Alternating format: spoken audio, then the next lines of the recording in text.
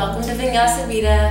I fully did not expect to have a 2-month gap between my first and second video, but life happened. So anyway, I was actually making a video on the flu, and I had a lot of recipes, herbal things that you could do to help soothe this process. And what do you know, I had one more clip to do, and that night I got the flu. So I got to try out everything that I was going to recommend to you in the video. Anyway, that one I may save for next flu season because it seems a long time ago. So today I thought I would go ahead and talk to you about fruit, my favorite food. And I want to explain to you how I eat and why. Now, I strive for a 100% raw vegan diet.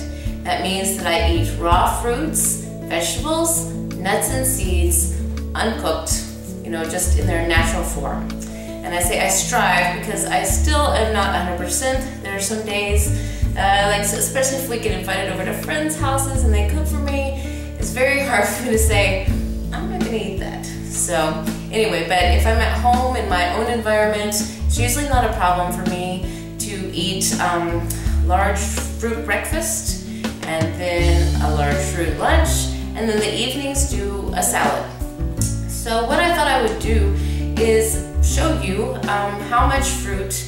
You have to have a lot of fruit to maintain this diet. And I think sometimes people fail on the diet because they don't keep enough food around.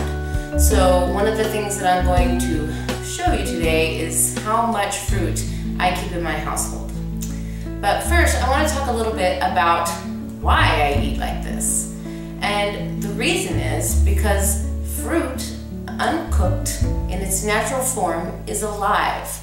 Once we heat food, once it gets above 105 degrees, usually the enzymes begin to die. And enzymes are the life of food. And because we have living bodies, we need living food. So when you are eating living foods that have not been denatured, chemically changed by cooking, you are giving your body just the most energetics. You're giving it everything that it wants.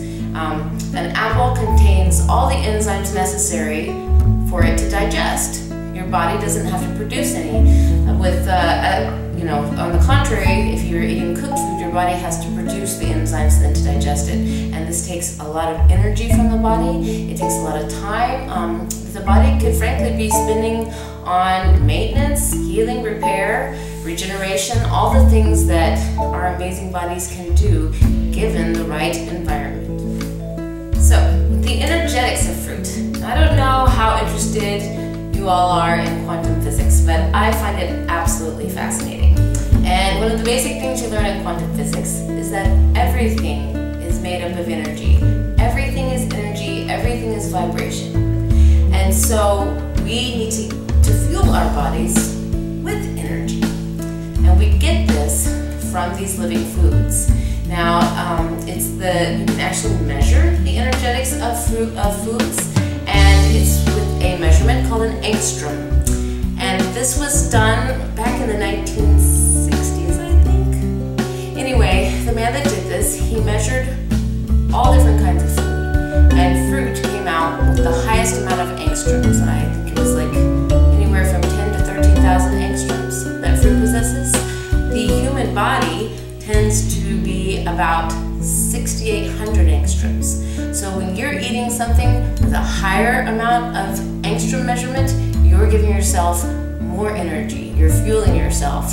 Now, by contrast, if you were to eat something that contains less angstroms of energy, then you're going to be taking energetics away from your body.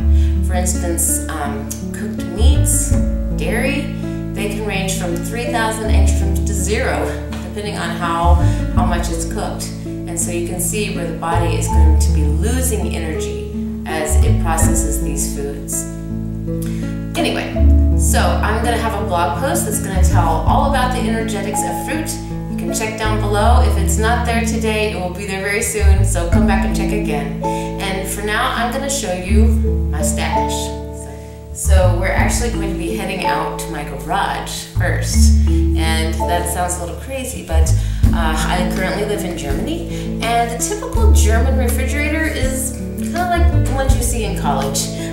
Germans they eat a lot of fresh food. I don't think they're really big into leftovers.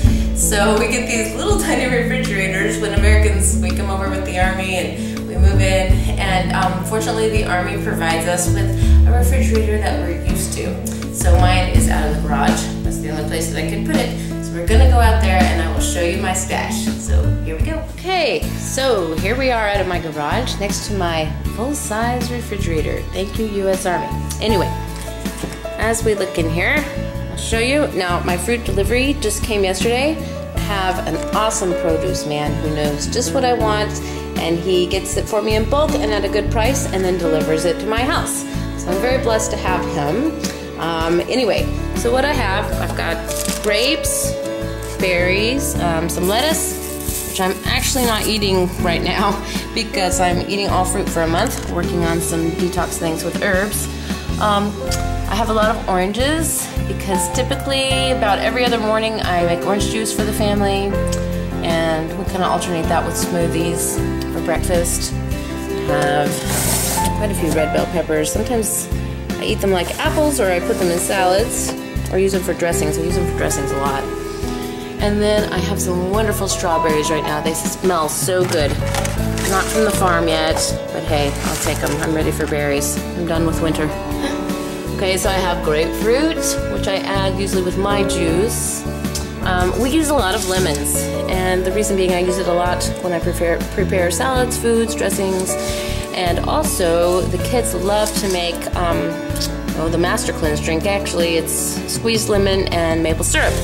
They like to make that lemonade a lot. Okay, I have mangoes down here. And then those are some baby pears. They're so sweet and ripe right now. You need to really eat them. I have a celery that I really like to eat. Quite a few tomatoes. I don't even know, or tomatoes, those are apples. I don't even know what kind they are, but we go through them pretty fast. It's just whatever's in season right now. Okay, then in the door we have a few clementines left, some asparagus, more bell peppers, a little bit of cilantro, avocados, which I usually have more avocados, but because I'm not eating salads right now, they're not getting much use. And then I have more oranges.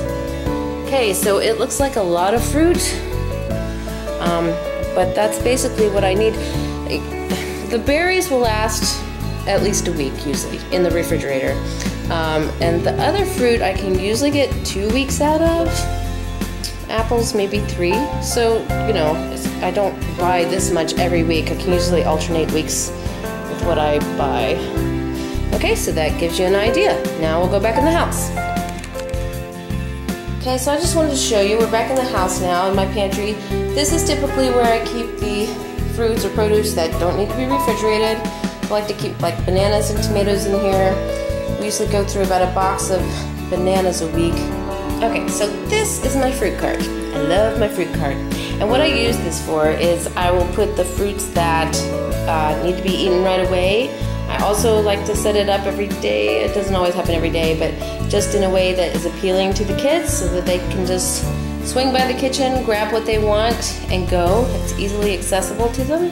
So I've got grapes, apples, pears. I've got a few clementines and some persimmons right now, even though they're about done. The season's about over.